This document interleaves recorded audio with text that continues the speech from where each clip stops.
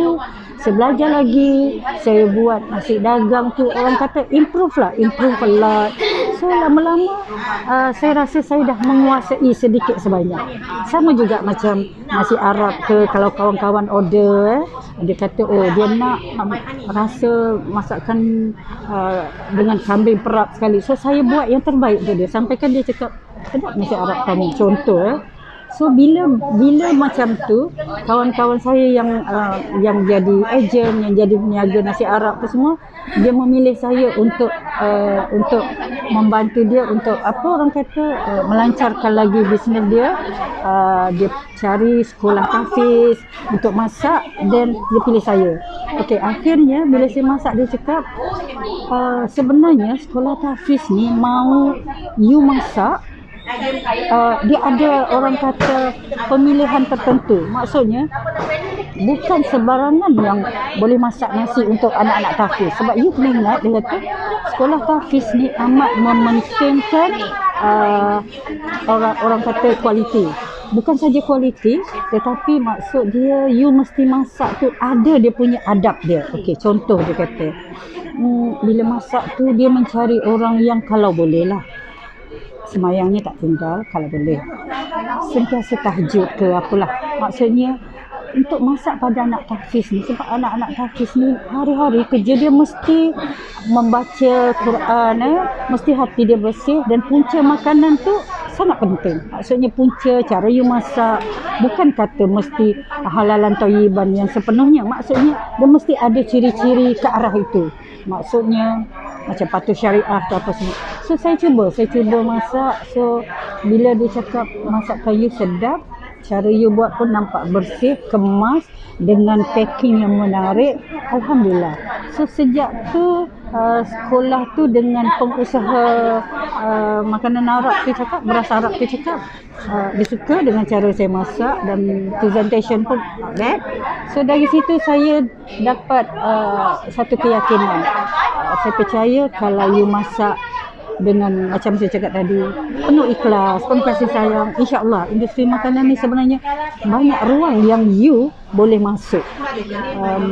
Banyak ruang yang saya cakap tadi, you boleh buat infak, you boleh bersedekah. Dan saya rasa dalam usia-usia yang di penghujung macam ni, kita tidak lagi mengejar orang kata kehidupan yang lebih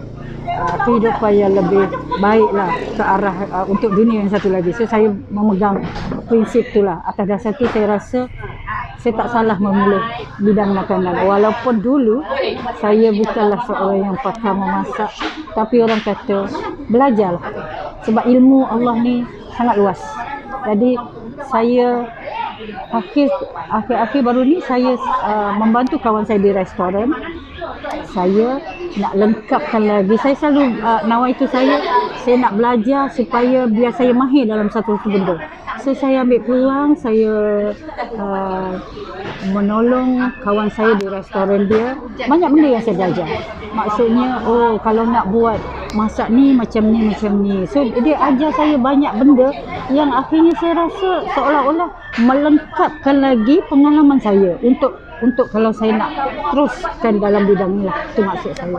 So insyaAllah kalau ada kerajinan, ada keikhlasan, ada usaha, insyaAllah benda ni banyak membantu you. Sebab ilmu bantu ni penting. Mungkin bukan sekarang, tapi akan datang. Cuma saya tidak berhasrat untuk lamalah di bidang ni. Sebab saya rasa mungkin saya bagi peluang kat diri saya dalam 2 tahun lagi untuk terus meneroka benda-benda yang saya minat. So saya rasa kalaulah saya boleh mencapai apa yang saya minat ini, untuk orang kata menjadikan saya bukan seorang pakar masak, tetapi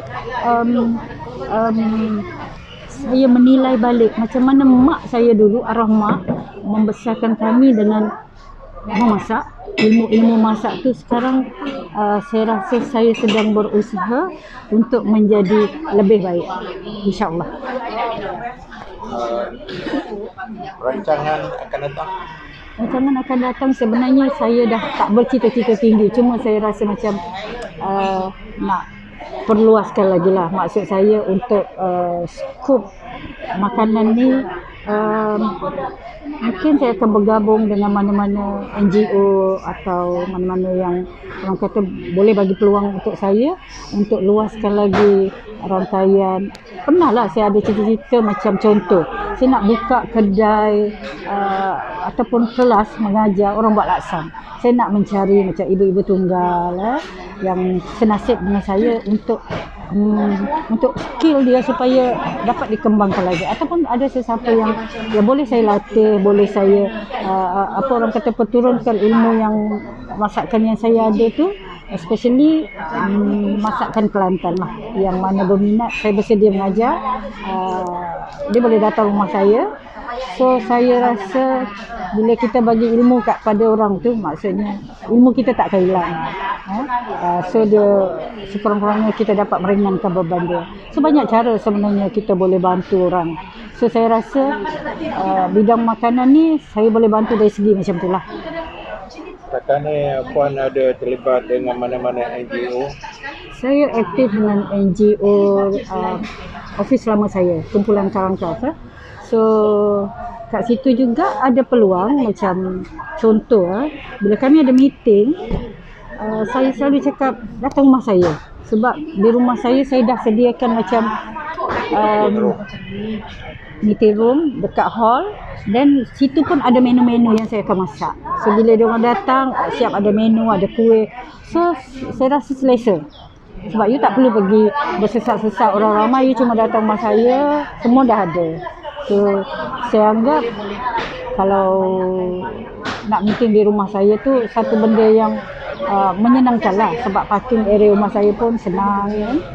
So setakat ini diorang pun ada cakap suka lah dengan menu yang saya hidangkan. Simple, tapi orang kata berbaloi lah untuk diorang rasa kan.